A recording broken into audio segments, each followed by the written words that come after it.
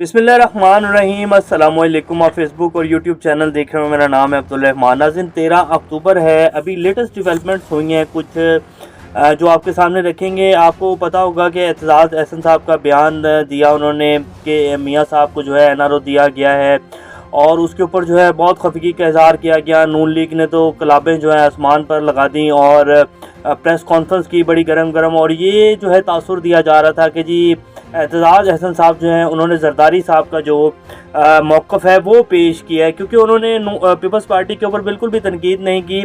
और ये जो NRO दिया गया है, नैब में तरमीम की गई है, इस बहती गंगा में तो सब ने हाथ धोए हैं, जिसमें पीपल्स पार्टी का नहीं किरदार है जितना नून लीग का है। तो ये कैसे हो सकता है? अकेली नून लीग नहीं तो NRO नहीं लिया, तो उसके ऊपर जो है फिर बहुत ज़्यादा जो है तनकीद की जा रही थी।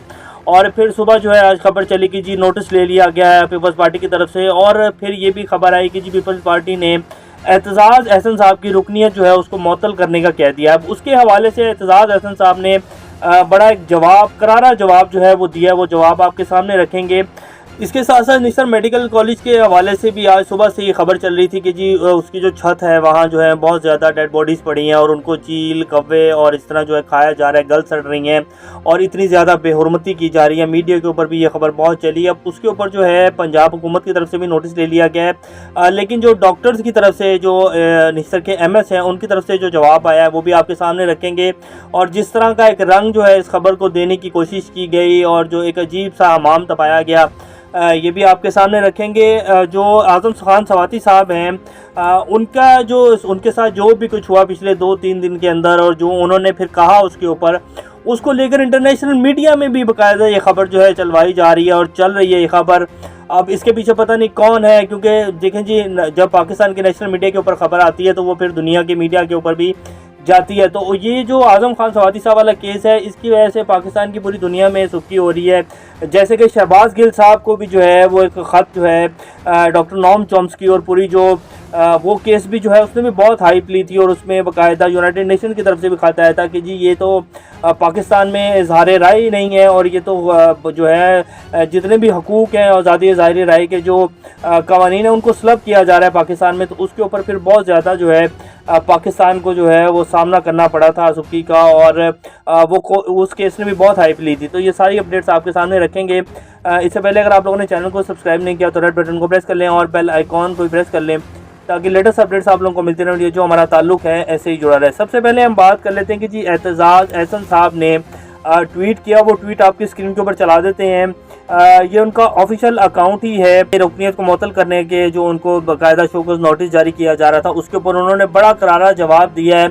और जो कहा जा रहा था कि जी एतजाज़ अहसन साहब डर जाएंगे और एतजाज़ अहसन साहब जो हैं वो जो है उनके लिए एक बड़ा वो है इशू बन जाएगा, वो सोचेंगे कि शायद मैंने ये गलत कर लिया। तो ट्वीट उनका आप सुने। उन्होंने कहा कि अगर रुकनीत मुअत्तल होने से डरता तो क्या कभी सच बोलता, खुदा के सिवा किसी का खौफ नहीं है मुझे।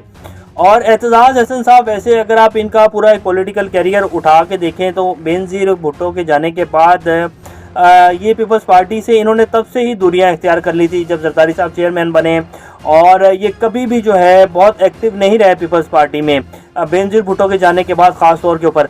और इनके हमेशा जब भी बयानात आते हैं तो बड़ा यानी कि ये बिल्कुल फेयर एक जो है अपना तज़िया रखते हैं और जो अगर कोई गलत कर रहा हो तो उसके ऊपर बड़ी खुलकर बात करते हैं। लेकिन ख़ास तौर पे जो इन्होंने ये बयान दिया कि जी नून लीग को NRO दिया गया और जनरल बाजवा साहब ने दिया और पीपल्स पार्टी का बिल्कुल भी नाम नहीं लिया, तो यहाँ जो आकर है फिर काफ़ी मसाइल पैदा हुए और उसके ऊपर जो है फिर पार्टी रुकनीत मुअत्तल करने का जो है वो नोटिस जारी कर दिया गया। अब उसके ऊपर उन्होंने कहा कि जी पार्टी रुकनीत मुअत्तल हो जाए, कुछ भी हो जाए, मैं सच बोलने से नहीं डरता और खुदा के सिवा मुझे किसी का खौफ नहीं है।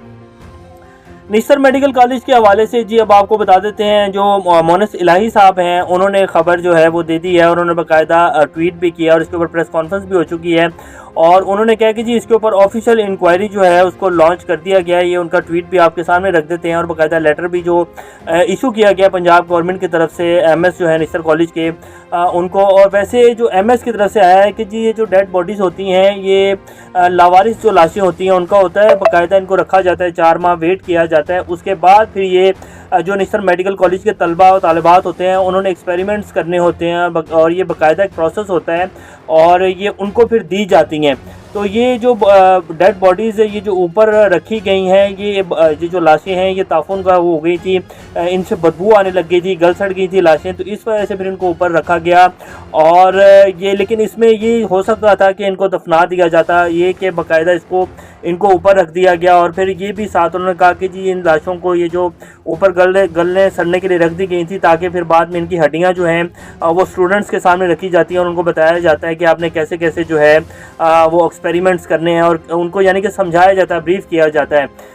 तो इसलिए ये जो लाशें हैं इनको ऊपर रखा गया था, क्योंकि जो सर्द खाना है उसमें भी जगह नहीं थी, ये कहा गया एमएस की तरफ से, वो ऑलरेडी फिलअप हो चुका था। तो इस वजह से ये जो लाशें थी फिर इनको ऊपर रखा गया, और जब ये गल सड़ जाती तो फिर इनकी जो हड्डियां हैं उनको निकाल कर जो है यूज़ किया जाता है। वैसे निश्तर मेडिकल कॉलेज और निश्तर का जो सर्द खाना है वो मैं देख चुका हूँ, उसमें जो हालात होते हैं अंदर जाके, अब मैं उसकी क्या तफसील आपके सामने रखूँ, वहाँ भी कोई बहुत अच्छे हालात नहीं है। वहाँ भी अगर आप अंदर जाकर देखें तो वहाँ भी लाशें जो हैं वो ऐसे ही पड़ी हुई होती हैं, और वहाँ भी कोई जैसे बाहर के दिखाए जाते हैं, हम अक्सर मूवीज़ में देखते हैं कि बाहर के जो हॉस्पिटल्स होते हैं उनके सर्द खाने दिखाए जाते हैं, बड़े जो हैं मैनेज होते हैं। तो निश्तर का जो सर्द खाना है, अगर आप उसके अंदर जाके, अल्लाह ना करे किसी को जाना पड़े, लेकिन अगर आप देखें उसके अंदर जाकर तो उसकी जो सिचुएशन होती है वो भी बड़ी मिसमैनेज होता है। हर चीज़ जो है वहाँ लाशें जो हैं ऐसे ही रखी हुई होती हैं, और वहाँ भी इतनी बदबू आ रही होती है कि इंसान जो है खड़ा होना मुश्किल हो जाता है। तो ये बहरहाल खैर अब इसके ऊपर उन्होंने तो कहा है कि जी ये जो लाशें थी अब अंदर जगह नहीं थी, और ये लावारिस लाशें थी, और ये हमने पुलिस से इजाज़त लेकर जो है इनको यूज़ कर रहे थे, और ये बाकायदा जो है ये सारा एक प्रोसेस होता है, उसके तहत ये सब कुछ किया जाता है, तो इसलिए ये सब कुछ हुआ है। और ये बाकायदा जो है उनकी तरफ से कहा गया। बहरहाल ऑफिशियल इंक्वायरी जो है मोना सलाई साहब कहते हैं कि उसको लॉन्च कर दिया गया है। अब ये वीडियो आपकी स्क्रीन के ऊपर चल रही होगी, ये आज़म सवाती साहब को लेकर।